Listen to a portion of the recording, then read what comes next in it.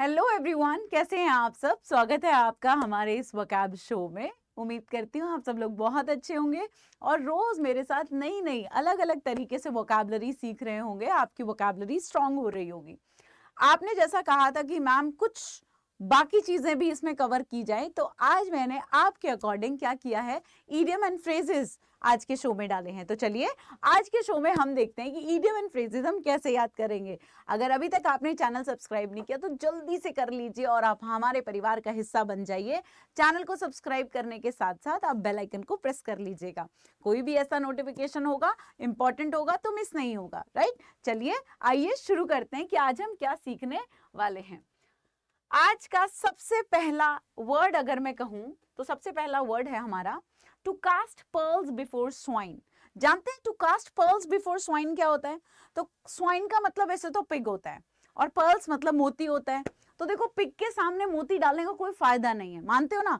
तो to offer a valuable thing in front of such person who doesn't appreciate, मतलब आप कहते हैं कि बंदर क्या जाने अदरक का स्वाद, है ना। या फिर आप कह सकते हैं कि भाई ऐसे इंसान के आगे कोई कीमती चीज रख देना जहां उसे किसी की कदर ही नहीं है।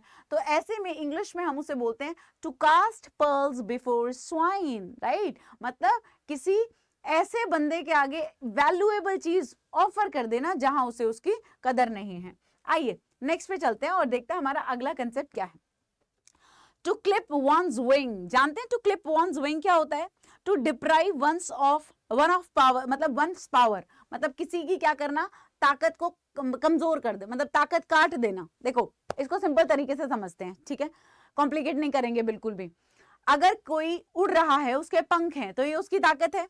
अगर आप उसने उसके पंख काट दिए, आपने उसके पर काट दिए, तो क्या कर दिया, आपने उसे कमजोर कर दिया। अब देखो, बच्चों को डिसिप्लिन लाने के लिए, डिसिप्लिन में लाने के लिए बहुत बार पेरेंट्स क्या करते हैं, दे क्लिप देयर विंग्स। कैसे? रियलिटी में दिखने में थोड़ी है, मटेरियलिस्टिक थोड़ी है। क्या करते हैं, उनको कोई भी लिबर्टी दी होती है या कोई भी छूट दी होती है, वो उनसे ले लेते हैं। तो टू क्लिप वंस विंग का मतलब है किसी को कमजोर कर देना, उससे ताकत ले लेना, उससे कोई किसी चीज का अधिकार ले लेना, उसे क्लिप वंस विंग कहते हैं। अगला देखिए, नेक्स्ट है to cry over spilt milk. देखो कहते हैं अब पछताए होत क्या जब चिड़िया चुग गई खेत, है ना। पहले तो संभाल कर रखा नहीं ग्लास दूध का, और अब इधर उधर हुए और हाथ लग गया और वो गिर गया। अब बिगड़ गया तो क्या फायदा उसके ऊपर रोने का।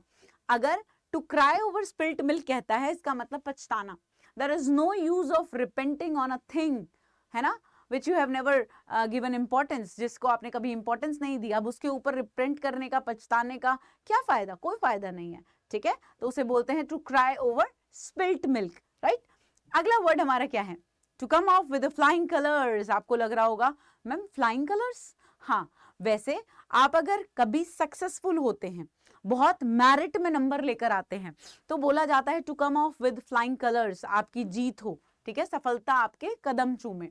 Next word to cry for the moon. अब देखो, कोई अगर चांद के लिए रो रहा है तो इसका मतलब चांद को हासिल कर लेगा क्या? नहीं, इम्पॉसिबल सी चीज को पाने की जिद कर रहा है। Aspire to get an impossible thing, something which is impossible, उसको पाने के लिए प्राप्त क्या कर रहा है, रो रहा है। तो याद रखिएगा to cry for moon, that means to aspire for something impossible, ठीक है। आइए नेक्स्ट पे चलते हैं।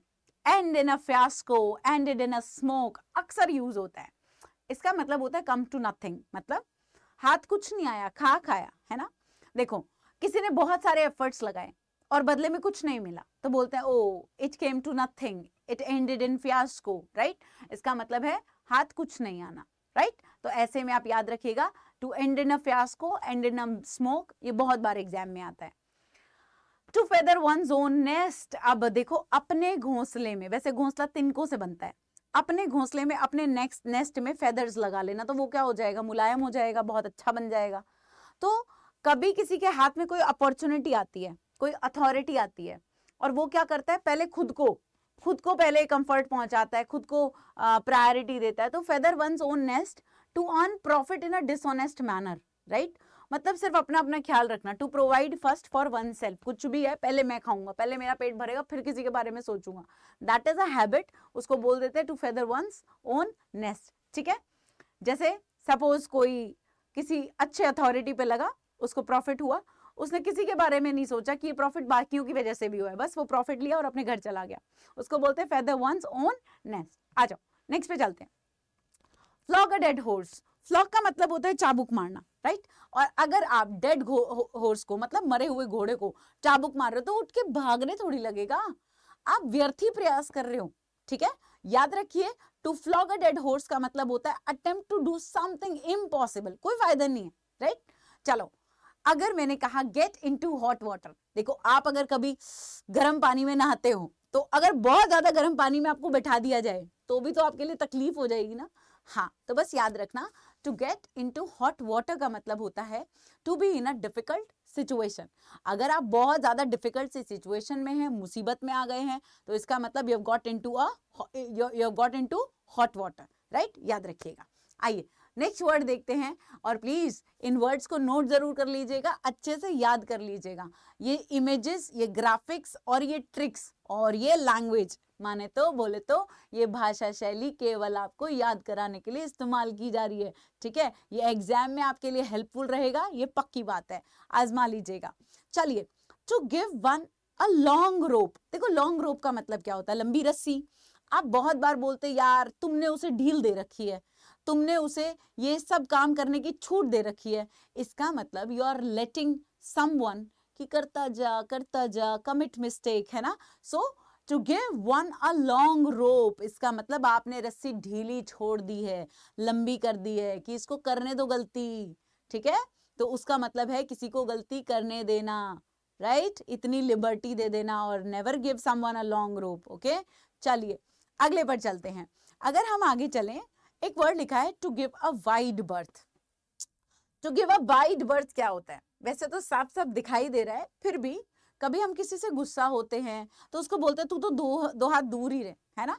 तो जब किसी से दूरियां बना लेते हैं, डिस्टेंस बना लेते हैं, तो उसे बोलते हैं give a wide berth to someone, ठीक है, मतलब to avoid someone.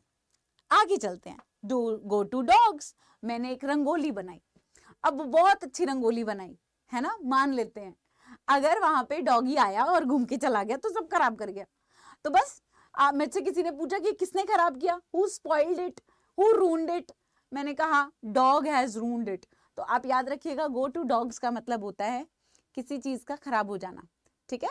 Go to dogs का मतलब होता है किसी चीज को स्पॉइल कर देना, टू बी रून्ड। तो he went to dogs when because of his son's involvement in the murder of a girl। उसकी सारी इज्जत मिट्टी में मिल गई, उसकी सारी इज्जत खराब हो गई, बनी बनाई सारी चीज बिगड़ गई जब पता चला कि उसके बेटे का नाम किसी मर्डर में है, ठीक है। आगे चलते हैं, to have an axe to grind. देखो ये क्या कर रहा है, लकड़ी काट रहा है। हमें लगा कि लकड़ी काट रहा बड़ा मेहनती होगा, बाद में पता चला ये तो एक्सरसाइज कर रहा था, बॉडी बना रहा था। हमें यूं ही लगा कि ये हार्ड वर्क कर रहा है।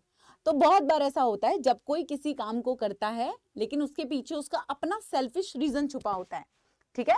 आप इसको याद रखना, कैसे याद रखोगे, जिंदगी में कोई तो एक्स रहा ही होगा, राइट, या रही होगी, और वो कैसा था, सेल्फिश था। तो have an axe to grind, इसका मतलब किसी काम को करने के पीछे अपना सेल्फिश रीजन होना। जब कोई जबरदस्ती तुम्हारी मदद करने लगे ना, बिन मांगे मदद करने लगे, तो बस समझ जाना they must have an axe to grind, उनका पक्का कोई अपना निजी स्वार्थ होगा। आइए आगे चलते हैं। अगर हम कहें to keep one's fingers crossed, जब आप इतनी मेहनत कर रहे हो, आपका एग्जाम क्वालिफाई होना चाहिए, है ना, तो कीप वंस फिंगर्स क्रॉस्ड का मतलब होता है जब आप बहुत एक्सपेक्टेंटली किसी चीज के लिए इंतजार करते हैं, जैसे we should keep our fingers crossed till the last ball is bowled, कि भाई हम अभी भी जीत सकते हैं, ठीक है। निट वन ब्रोज क्या होता है, ऐसे ऐसे बोहें चढ़ाना गुस्से में, तो शक्ल से ही पता चल रहा है ना, शक्ल से ही पता चल रहा है कि निट वन ब्रोज मतलब बहुत ज्यादा गुस्सा करना। टू फ्राउन, फ्राउन का मतलब होता है बहुत गुस्सा करना, ऐसे ऐसे बोहें चढ़ा के जब गुस्सा किया जाता है, ऐसे खड़ूस अंकल आंटी होते हैं, याद रख लेना, निट वन ब्रोज मतलब फ्राउन, गुस्सा करना, ठीक है। आइए आगे चलते हैं, निट वन ब्रोज, इसके बाद हम बात करेंगे ओके चलिए, kick the bucket, very important. Kick the bucket का मतलब क्या होता है, बकेट को, बाल्टी को लात मारना नहीं, बाल्टी को ऐसे लात मारोगे तो धड़ाम गिरोगे और सिर फूटा तो मर भी सकते हैं, ऐसे याद कर लेना। किक द बकेट का मतलब होता है टू डाई, मतलब मर जाना, राइट। और ऐसे में अगर मैंने एक सेंटेंस लिखा कि last month his grandfather kicked the bucket, right, kicked the bucket. तो समझ जाना कि मैं बकेट की लात मारने की बात नहीं कर रही, मैं उनके स्वर्गवास होने की बात कर रही हूँ। तो स्वर्गवास हो जाना, राइट, यानी कि to pass away, kick the bucket. Clear? चलिए, to die, to keep someone's at the arm length, किसी को एक हाथ की दूरी पर रखना, जैसे give a wide berth, avoid करना, आर्म लेंथ मतलब डिस्टेंस पे रखना, ठीक है। So keep the false friends at the arms length, ठीक है, याद रखिएगा, किसी को ज्यादा पास ना आने देना, नजदीक ना होना, उन्हें दूर दूर रखना। भैया दूर से ही नमस्ते है मेरी तो तुम्हें, ठीक है। चलो नेक्स्ट क्या लिखा है, to keep the wolf from the door, इसका मतलब होता है हंगर या स्टारवेशन, भूखमरी को अपने से तो दूर रखेंगे। अब आप मुझे बताओ, जो वॉल्फ है वो भूखा है और वो हमारे घर में घुस इसलिए रहा है कि वो खाना खा सके, है ना, और हम उसको, भूखे को, भूखमरी को अपने घर से तो दूर रखेंगे, ठीक है। बस ऐसे याद कर लेना, to keep the wolf from the door का मतलब होता है कि स्टारवेशन, हंगर, इन सब से दूर रहना, ठीक है। चलिए, to leave no stone unturned का मतलब क्या होता है, हर भरसक प्रयास करना, मतलब अपनी तरफ से हर पॉसिबल एफर्ट करना। I left no stone unturned in making the context या content very simple या in simplifying the content, ठीक है। तो मैंने अपना हर एफर्ट लगाया है आपके लिए कंटेंट को सिंप्लीफाई करने में, एक भी प्रयास छोड़ा नहीं है, जो हो सकता था वो सब किया है। इमेज लगाई है, प्रोनाउंसिएशन ट्रिक लगाई है, कभी कोई एग्जाम्पल ढूंढा है, कुछ किया है, लेकिन कोशिश पूरी की है, राइट। उसे बोलते हैं leave no stone unturned, make all possible efforts.